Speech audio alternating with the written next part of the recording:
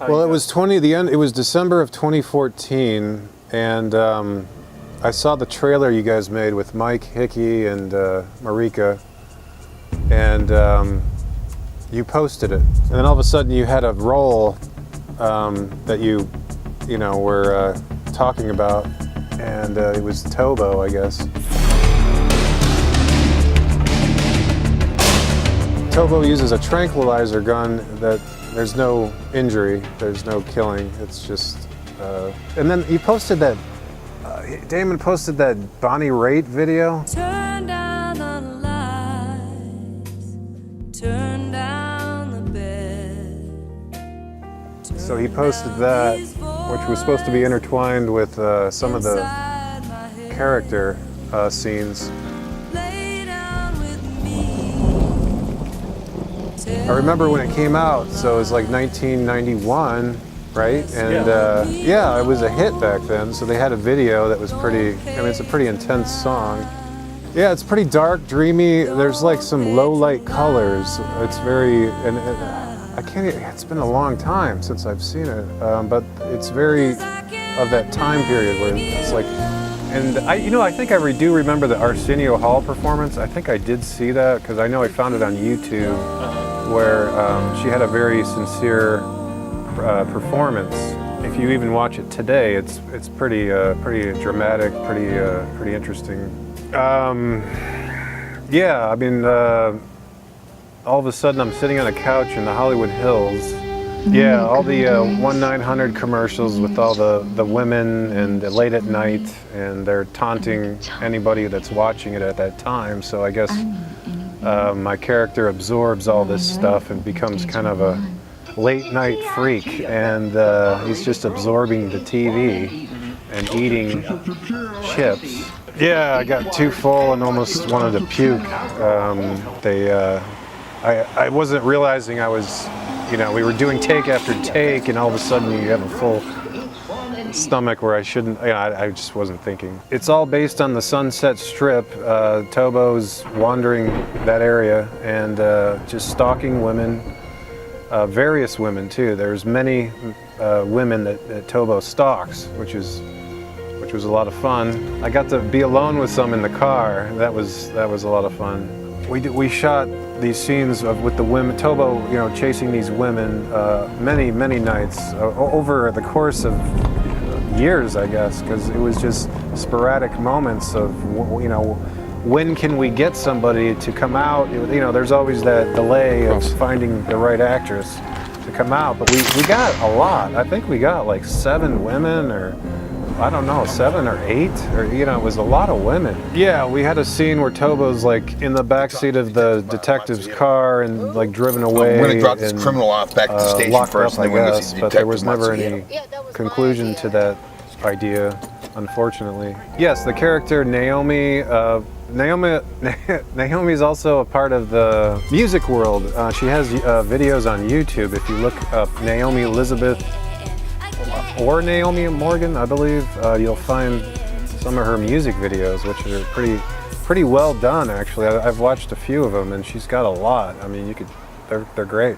And anyways, so we're in the car with Naomi, and there is this cassette tape I found on the ground, and it was already shredded, and so we used all the cassette, we pulled it out and everything, and just used it as some sort of, it's weird, I don't know, we just started playing with it in the film. They were all into it too, which was amazing. If you think about a woman, they weren't worried, they seemed really comfortable with having this guy, this character, Tobo, stalking them.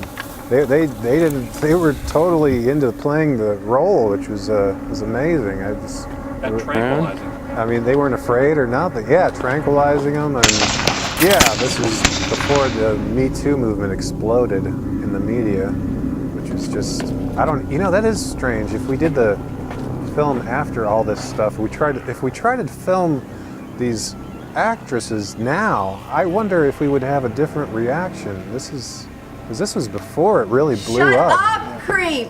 There was an actress, Starlet, who's like blowing up, I guess. You fucking bitch! Good, now stay away, you creep!